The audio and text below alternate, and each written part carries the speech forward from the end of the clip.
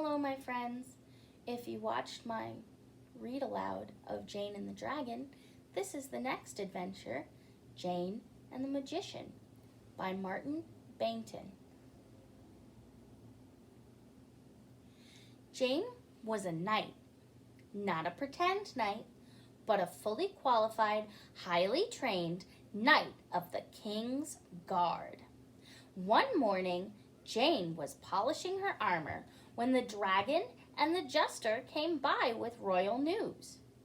"We have been called to a meeting," said the jester. "The prince has got a royal cold," said the dragon, "and the king wants to cheer him up with a party."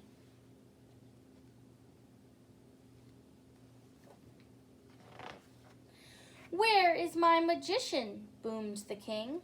"We can't have a party without magic tricks." "He's gone," said Jane.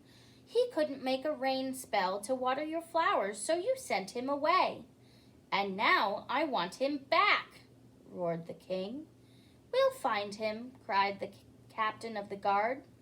"We'll scour the land," cheered the knights bravely. "No," said the king.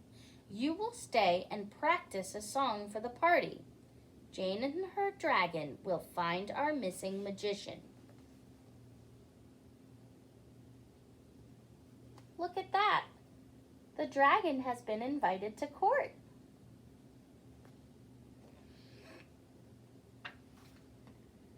Jane and the dragon searched all morning, but they could find no sign of the missing magician.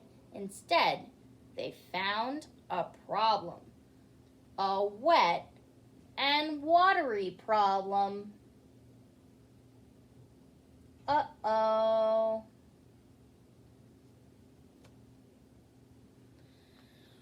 What is their wet and watery problem, my friends? They found farmers floating in fields and cows climbing on cottages. They found babies in buckets and piglets in pots. They found turkeys in treetops and kittens in cups. Oh dear, oh dear.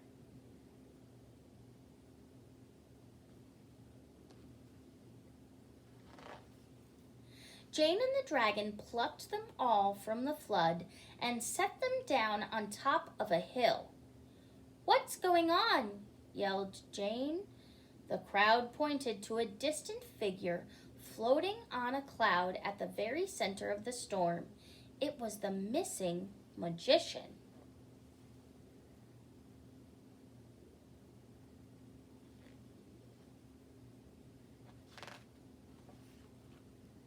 Jane and the dragon flew up to meet him.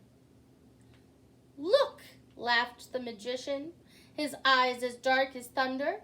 "My rain spell does work after all. I found the missing ingredient." "What was it?" asked Jane. The magician clapped his hands together. "Anger!" he roared, and the thunder roared with him.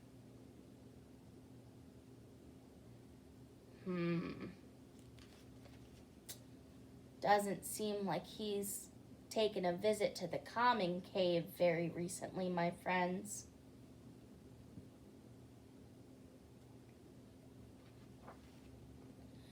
"Well done," shouted Jane, "but now you must stop."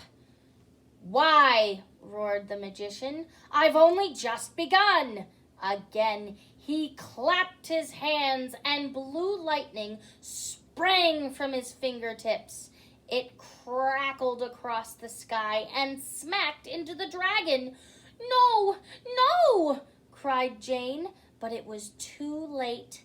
The dragon's wing folded like tissue paper and he tumbled from the sky.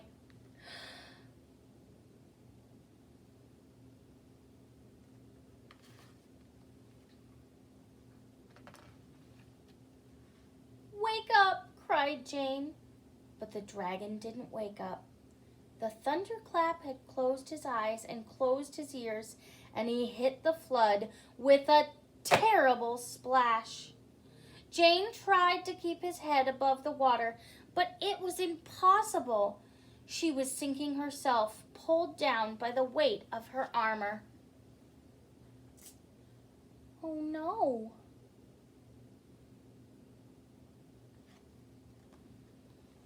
It seems like his anger had unintended consequences. Down went Jane through the churning water, down and round, deeper and deeper. She struggled to pull her armor off, but there were too many buckles, so she drew her sword and sliced through the leather straps.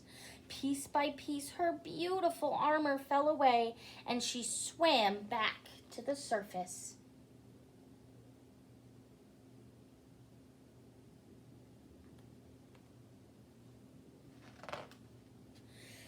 Jane found her shield floating beside the dragon. She pushed it under his giant green head where it stayed afloat, bobbing on the water like a small raft. When the magician saw what he had done, his anger vanished, and the storm clouds melted away. He went in search of Jane and the dragon and finally found them tangled in the branches of a tall tree. "I'm sorry, Jane," he said quietly. "Sorry is just a word," said Jane. "A very short word," growled the dragon. "You made this mess," said Jane. "If you're truly sorry, then you'll help to clean it up."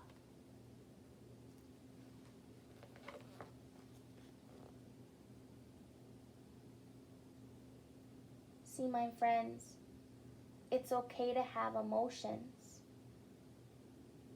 And it's okay to get angry sometimes. But we have to be careful about what we say and do. And when we say sorry, we have to make sure that we make things right again to the people that we love and to the people that we hurt.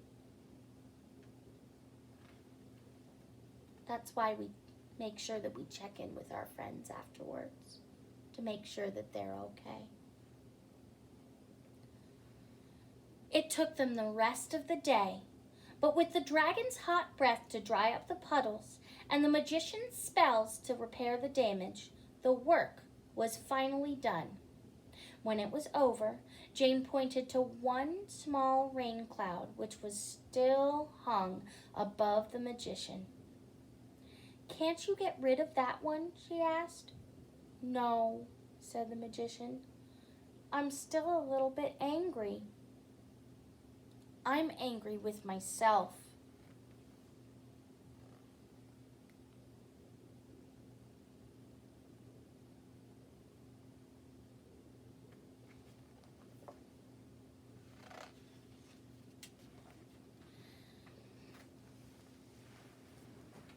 Back at the palace, the party was not going well. The knights were singing their song, and the prince looked more miserable than ever.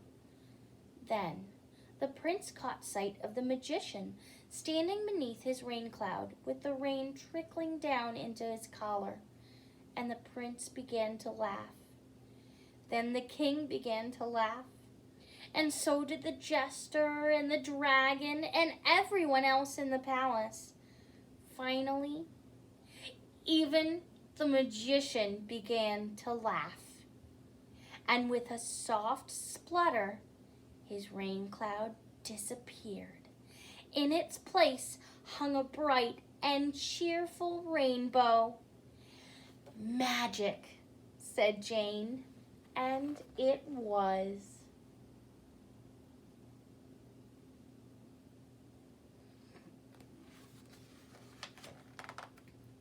See, my friends, it's important to forgive ourselves after we've had some emotions that maybe weren't so helpful. We need to make amends and say sorry and check in with our friends or the people that we've hurt. And then we need to work on forgiving ourselves and doing something that makes us happy and makes things a little bit better. You don't have to beat yourself up for making a mistake, because everybody makes a mistake and everybody has emotions. That's just part of being human. All right?